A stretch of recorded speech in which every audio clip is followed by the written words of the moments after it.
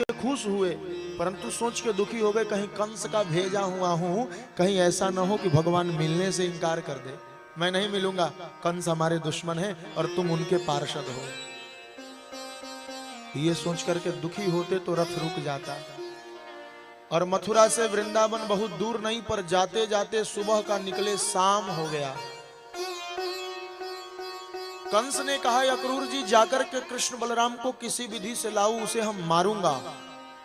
अक्रूर जी भगत हैं। अक्रूर जी ने समझाया कंस देखो, जीव के हाथ में सिर्फ एक काम है, मनोरथ करना।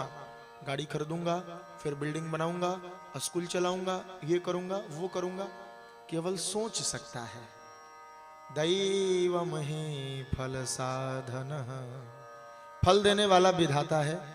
तुम कह रहे हो मैं कृष्ण को बुलाने जाऊंगा, मरेगा कौन ये तो वो जानता है। तुम्हारे मनोरथ करने से कुछ होने वाला नहीं है।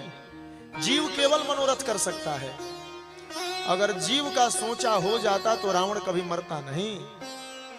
जीव का सोचा हो जाता तो वशिष्ठ जी ने तो कहा था कल पुष्य नक्षत्र में राम को राजा बनाएंगे, उसी नक्षत्र में दशरथ जी मर गए, राम जी बन चले गए जिस नक्षत्र में राजगद्दी मिलनी थी।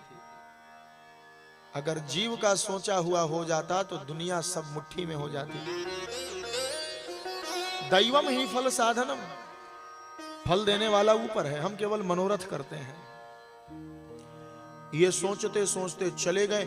जब पहुंचे तो नंद बाबा के गौशाले से कृष्ण बलराम दूध बाल्टी में लेके आ रहे थे। जैसे ही अक्रूर जी का रथ रुका, बाल्टी रख करके साष्टांग प्रणाम किया।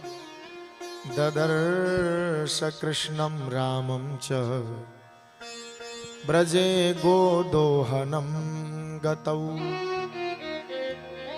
पीतनीलांबरधरौ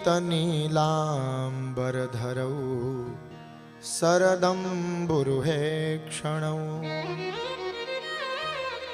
सुंदर पीले और लाल वस्त्र में दोनों भाई दिखे। साष्टांग प्रणाम किया, चाचा जी प्रणाम, चलिए अंदर। पाद्यार्घ आचमनी देकर के सत्कार किया। दोनों भैया चले गए अंदर। नंद राय जी आए, आकर के प्रणाम किया। अक्रूर नमस्कार।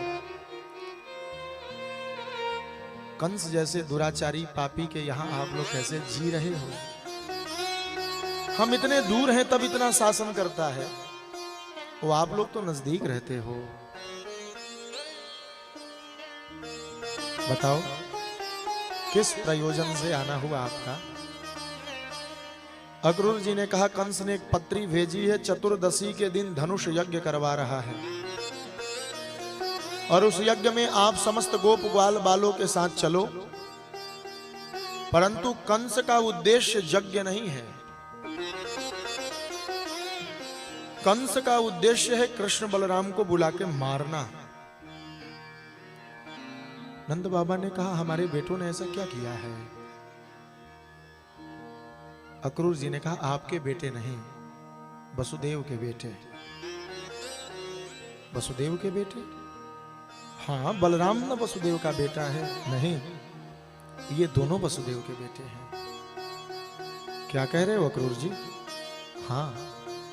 तब तक यशोदा जी आ गई। और बताइए अक्रूर जी, समाचार सब ठीक ठाक? नमस्ते भाभी। नंद जी ने कहा यशोदा निकल जाओ। ऐसे क्यों कह रहे हैं आप? बोले अक्रूर जो संदेशा लेकर के आए हैं उसे सुन करके ये नंद जीवित रह सकता है, वृंदावन के लोग जीवित रह सकते हैं, उसे सुन करके यशोदा जीवित नहीं रह सकती। क्या हुआ? अक्रूर जी ने कहा भाभी बस इतनी छोटी सी बात है, हम कृष्ण बलराम को कल अपने साथ ले जाएंगे। क्यों? क्योंकि ये दोनों वसुदेव के बेटे हैं। क्या कह रहे हैं अक्रूर जी? हाँ। अक्रूर जी ये बात कहने के पहले आपकी जीभ नहीं कटी? मेरे कलेजे के टुकड़े को आप दूसरे का बता रहे हैं। अक्रूर जी ने कहा यशोदा तेज बोल देने से झूठी बात सच्ची नहीं हो जाती। कृष्ण तुम्हारा बेटा है? हाँ। नहीं, अगर कृष्ण तुम्हारा बेटा है तो बताओ कृष्ण को जन्म लेते किसने देखा है? यशोदा बोली सुनंदा ने देखा है, मेरी ननद। उसी ने सबसे पहले नंद बाबा को खबर दिया था, बुलाओ सुनंदा को। सुनंदा आई। सुनंदा सच्ची बताना, क्या तूने कृष्ण को जन्म लेते देखा है? सुनंदा ने कहा नहीं, हमने जब देखा तो भाभी बेहोश पड़ी थी और ये लाला बगल में खेल रहा था। हाँ, कृष्ण यशोदा के गर्भ से जन्म ही नहीं लिए, ये देवकी के गर्भ से जन्म लिए और रात्रि में बिटिया लेकर के वसुदेव जी चले गए और बेटा रख करके चले गए। यशोदा वहीं बैठ गई, रोने लगी। भागी भागी भगवान के मंदिर में गई। रे विधाता, तो दुनिया को सुखी नहीं देख सकता ना? बुढ़ापे में एक सहारा मिला था जिसके भरोसे ये जीवन थोड़ा हंस रहा था, उस सहारे को तूने छीन लिया।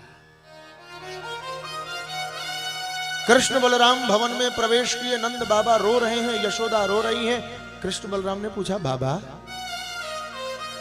ऐसा क्या कहा है मेरे अक्रूर जी ने, आप रो क्यों रहे हो? नंद बाबा बोल पड़े, कन्हैया अब तो मुझे बाबा मत कहा, क्योंकि तेरे बाबा श्री वसुदेव जी हैं, ये अक्रूर जी कह रहे हैं। बाबा मैंने वसुदेव जी को कभी देखा नहीं, मैंने केवल नाम सुना है उनका, और वो अगर पिता भी हैं तो आपने हमारा पालन पोषण किया है।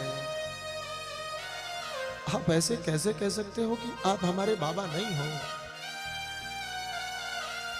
नंद बाबा ने अपने आंसुओं को छिपाया।